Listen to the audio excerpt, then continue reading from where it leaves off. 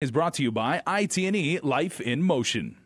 KUAM News Headlines is presented by Calvo's Insurance, a legacy of trust. Serving Micronesia since 1938. Matson Navigation, serving Guam and Micronesia for 20 years. Cars Plus, Dodge Challenger, the undisputed champion. IP&E, fueling excellence. McDonald's of Guam, I'm loving it. And King's Restaurant, located in Tamuning and Dedito. Always open, always local.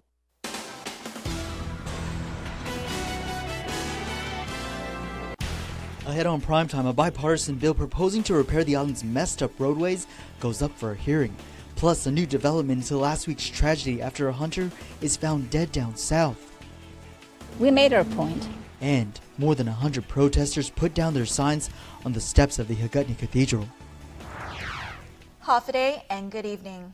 A tax increase. It's something many never want to hear, but in this case, it could be a plus. As Valerie Maige reports, legislation was discussed that could further help get our roads on track. Guam's taxpayers can get better roads at a small cost with a bipartisan bill put forth by Senator Tommy Morrison and Speaker B.J. Cruz. At a public hearing today, some members of the community voiced varying opinions. Bill 122 provides an additional source of funding for village road construction projects by adding a little more than 1 penny a year to the liquid fuels tax for the next 3 years. If passed, the liquid fuel tax would be raised in 3 annual increments beginning January of 2018, 1.5 cents the first year, an additional 1.5 in 2019, and the remaining 1 cent in 2020. The increase would cost taxpayers about 50 cents a month, or about $6 a year. But some taxpayers say they just want to be sure that the money is going to the road repairs. Ken Leon Guerrero with the Guam Citizens for Public Accountability was among those testifying today. The way things set right now, in view of the fact there is no guarantee that the money will go to what it's purposed for, there is no guarantee that the work will even be done. He says he is in favor of the legislation, but he feels it is still too vague and hopes there are safeguards for taxpayers' hard-earned money to ensure they will be used for its intended purpose. Also testifying was Department of Public Works Director Glenn Leon Guerrero, who says while he is on board with the plans to fix the island's roads, he feels action should be taken at a quicker pace. My compassionate plea is that give me something that we can do today. I would not like to wait till. The bill is a companion measure to Speaker Cruz's Bill 36, which proposes adding 4 cents per gallon to the liquid fuel tax to authorize $50 million in village road projects using the Guam Highway Fund. Reporting for Guam's News Network, I'm Valerie Maige. Also discussed today were a trio of measures introduced by Senator Mike Nicholas relative to Section 30 reimbursements. However, no one testified on the measures. Also at Guam Congress today, a heartfelt moment as Darlene Garcia, who lost her husband in a tragic motorcycle crash 2 years ago, went before lawmakers. A now retired human resources manager, Garcia gave emotional testimony about her loss in favor of legislation that would mandate Guam employers give 2 weeks of unpaid leave following the death of a loved one. And I never realized that 4 days is never enough for an employee, and so I suffered my own loss. And it took me 3 months to get back to work.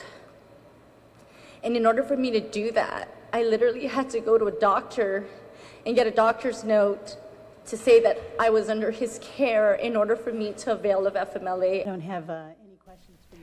At the time, Garcia was afforded 4 days of personal emergency leave. Bill 117 was introduced by Senator Regine Bisco-Lee.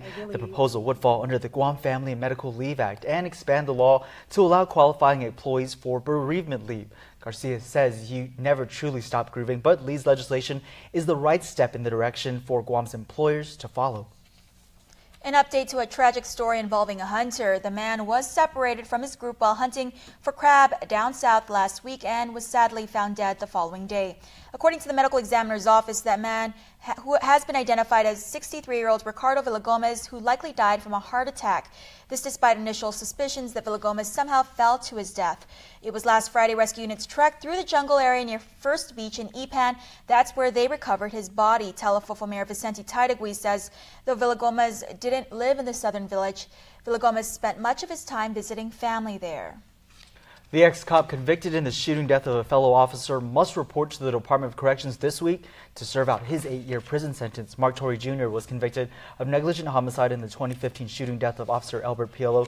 Though he has been ordered to go to jail on July 14th, defense attorney Jay Arreola is pushing that Torrey remain out and under house arrest pending the outcome of his sentencing appeal. Days after the shooting in Jigo, Torrey was released on a $165,000 bail and placed under a third-party custodian throughout court proceedings. For now, no further court dates have been set. That means the former GPD officer must self-surrender to DOC this Friday, also marking 2 years since the shooting. More details into a drug raid we told you about last week. Authorities had been tipped off about Franklin Calvo Jr., who is selling drugs out of his home in Totu. According to court documents, the 46-year-old admitted to paying $600 for 2 grams of ice that was seized during the raid. He also told police he sold drugs to support his habit and since the start of the year had allegedly sold up to 10 ounces of meth on behalf of another person. He remains behind bars on $20,000 cash bail. A traffic pullover ends with one man caught with drugs and placed under arrest. 40-year-old James Lay Francisco Song was riding a motorcycle when confronted by police. Court documents state his license plate wasn't registered on Guam, nor did he have a driver's license. During the pullover, Song reportedly handed the officer his loaded ice pipe, which later tested positive for meth. He is charged with drug possession, eluding a police officer, and for having a vehicle without an ID. Shocking moments on a public school bus. Guam DOE officials forced to call police following a fight happening last Friday. Deputy Superintendent Chris Anderson telling KUAM 2 middle school students, a boy and a girl, had been involved in the school bus fight. He says the pair, who had been attending summer school, apparently got into an argument on the bus before things turned violent, both then punching each other multiple times. The bus driver had stepped in before local authorities responded. Anderson says one student is from Ocean View Middle, while the others from Jose Rios Middle. No other injuries were reported. All tapped out. The Guam Education Board has run out of money to pay their attorney, who they contracted just less than a year ago. But while GEB says it's due to lack of funds, attorney Gary Gamatao tells KUAM though he offered to work for as little as $5 a month, he was still instructed not to attend last month's board meeting. He feels he's being retaliated against for the Title IX investigation he conducted last year. However, board chair Peter Alexis Zada argued against that claim. No, it is far from retaliation. I hope that he doesn't feel that it is retaliation. He has exhausted the funds, and we don't have any more funds to pay for his services. Ada says when he became aware of the funding issue, he immediately contacted the Attorney General's office for guidance. That guidance suggested the board could instead use the Department of Education's legal counsel, who could serve both DOE and the board. Gamatato's contract is supposed to be $5,000 a month, but the money was exhausted early because of the increased billings associated with the investigation. When asked why he would be willing to work for such a low price, Gamatato says he's committed to public education and would rather see money go towards the schools. We should add he still represents 4 of the former and current GEB members being sued by Superintendent John Fernandez in their personal capacities. Maintaining Our Roots, the Commission on Chamorro Language and the Teaching of the History and the Culture of the Indigenous People of Guam met at the Guam Museum today. The commission was recently resurrected after nearly 20 years. Former Senator Hope Cristobal will chair the commission. They are responsible for updating the orthographic rules of the language, standardizing it across the Marianas, and developing a curriculum for schools. Stick around for more news here on Primetime. You're watching KUAM. There are more ways to experience KUAM News than any other source on Guam. Download the KUAM News app for your Apple or Android device for 24/7 news, sports, videos, weather, streaming with KUAM radio, and important news alerts. And stay connected at home with Guam's first app for Apple TV. All available now from the App Store.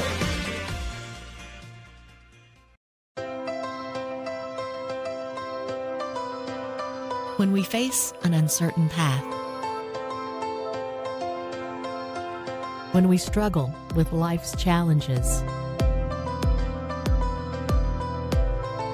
and when the unexpected happens, it's a beautiful day. We rely on the people we trust. who we can always count on, and to the ones who give us the most care throughout the years. Rely on Calvo's Select Care to give you the comfort and security you need wherever you are. Calvo's Select Care, health care that's always there for you.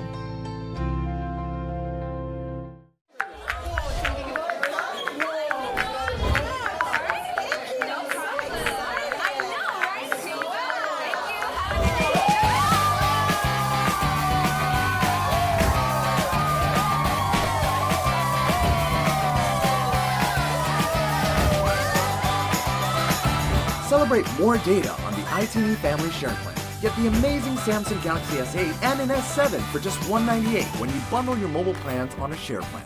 Hyundai's summer clearance event is happening now. KUAM's best dealership, Cars Plus and Mighty. With financing as low as 1.99%. There's no better time to drive a new Hyundai Accent, ranked highest in initial quality, starting at just $11,995. Or the new Hyundai Elantra starting at $16,995. SUV lovers, check out the new Hyundai Tucson starting at $19,995. Plus, every new Hyundai gets KUAM's best warranty, 10 years, 100,000 miles. It's our Hyundai summer clearance event going on now at Cars Plus and Mighty. Cars Plus, driven by you.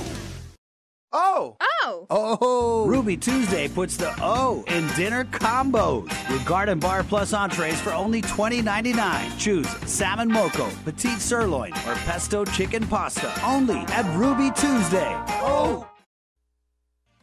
Connect with KUAM News. Find us on your favorite social media platform. Follow us and stay in the know with Guam's news leader.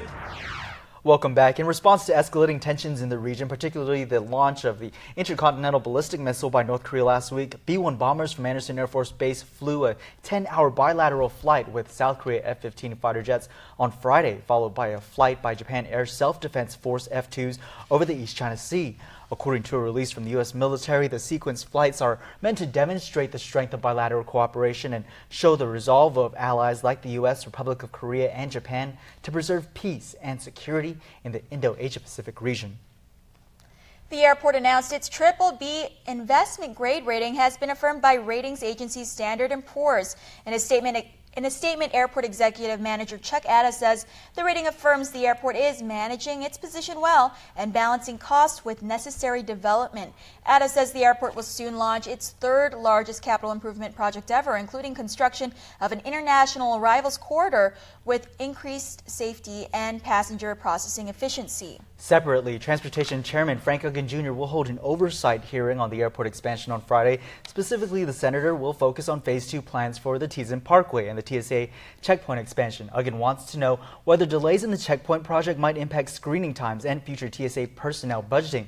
The airport says the checkpoint remains a priority, but could be downscaled or pushed back depending on funding.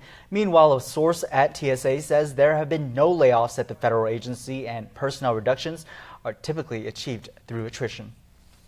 Well, Sunday marked the end of what's become a familiar sight for Catholics. 117 protesters on the steps of the Hagåtña Cathedral officially retired their signs in anticipation for the decision from the Vatican relative to the ongoing canonical trial against Archbishop Anthony Apron. Whatever the verdict, this vocal group of Catholics are showing their support for Guam's new shepherd, and that's Coadjutor Archbishop Michael Burns. Week after week, nothing could stop this group from coming out in full force. Not rain, not age, not even disability. Now they've retired their signs after 54 weeks of Sunday pickets. This will be our last picket. While the messages may have changed over the weeks, depending on the latest issue plaguing the church, they've continually advocated for the truth and transparency. Their last message, defrock Archbishop Anthony Apron. Leading the pack is Lady Ford Movement's Lou Klitsky. We made our point.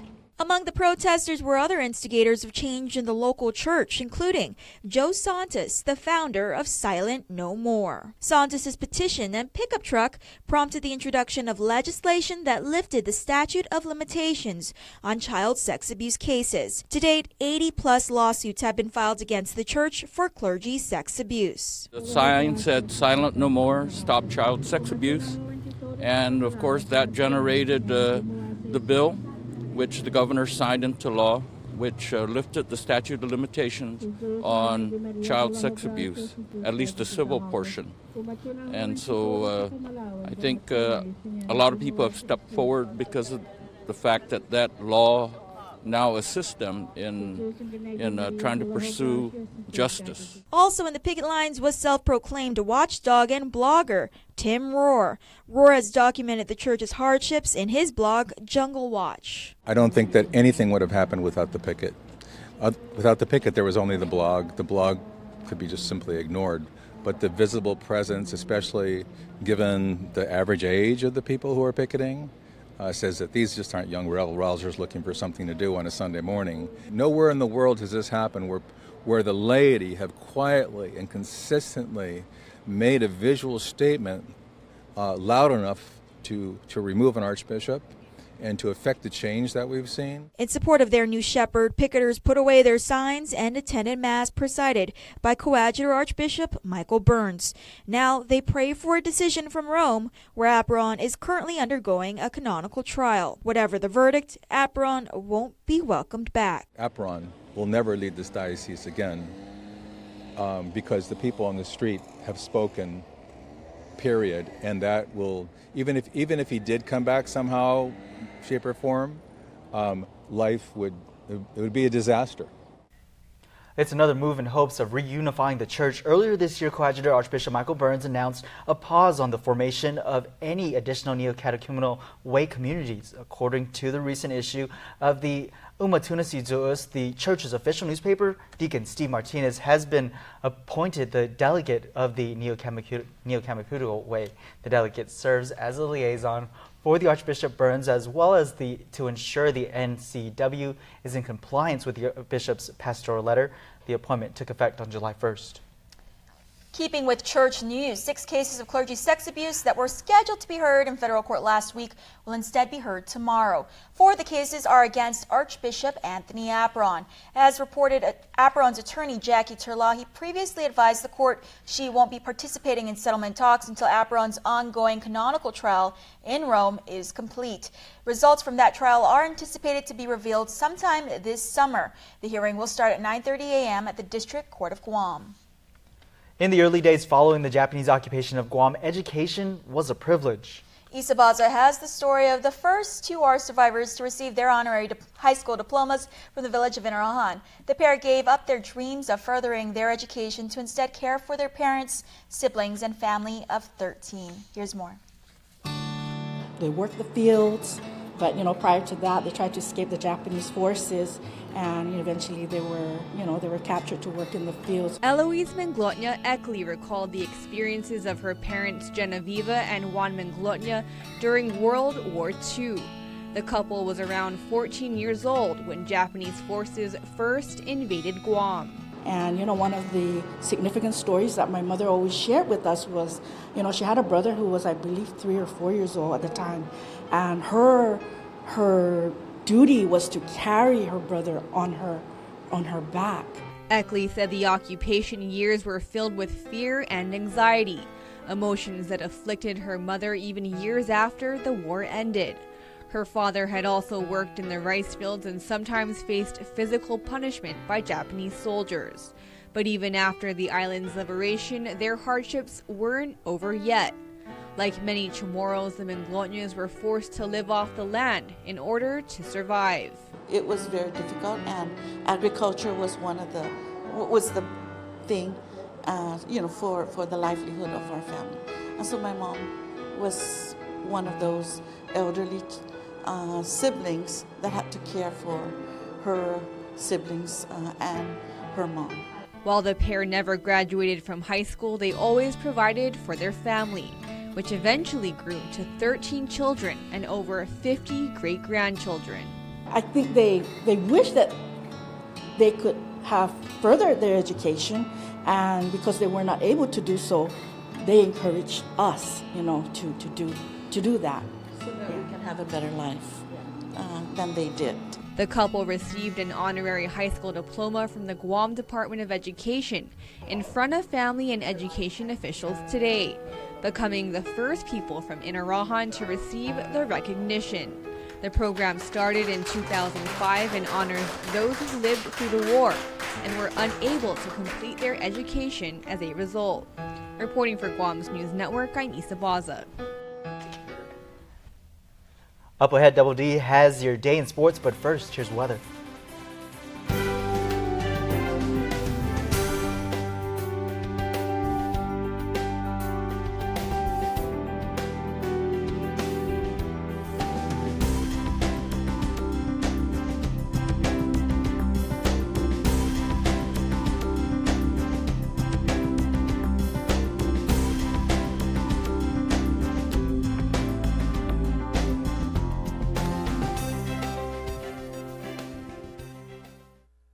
What can I say?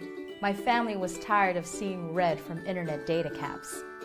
We switched to GTA and life is good again. Sure, it took a bit of time for some of us to adjust to our newfound internet freedom. I'll turn off the show. How does it end? Relax, honey. The data limits are gone. You can watch the whole show now. But we're all happy with the change, and I think it's even earned me some cool points. You rock, Mom. That's right. It's getting lit up in here. How about that? Okay. So I need to finish this homework now. Okay, I'm done. My son, though, he's in the midst of a serious rebellion. Rebelling against an alien invasion, that is. Oh, yeah. Free yourself. Switch to GTA Home Internet today. Truly unlimited with no data caps or additional usage fees.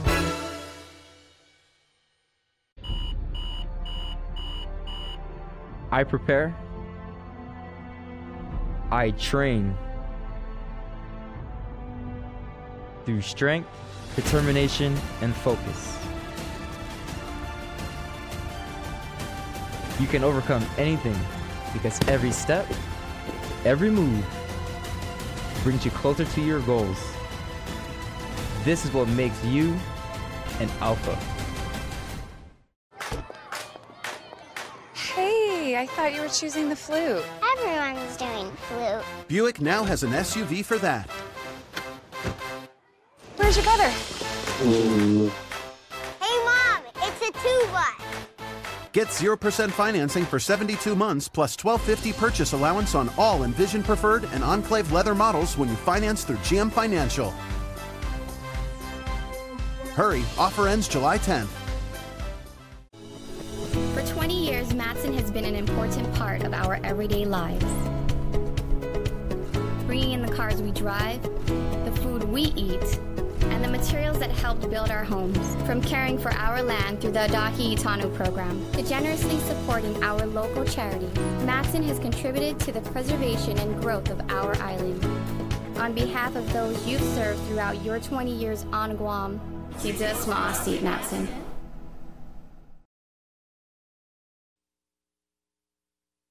KUAM Sports is presented by Triple J.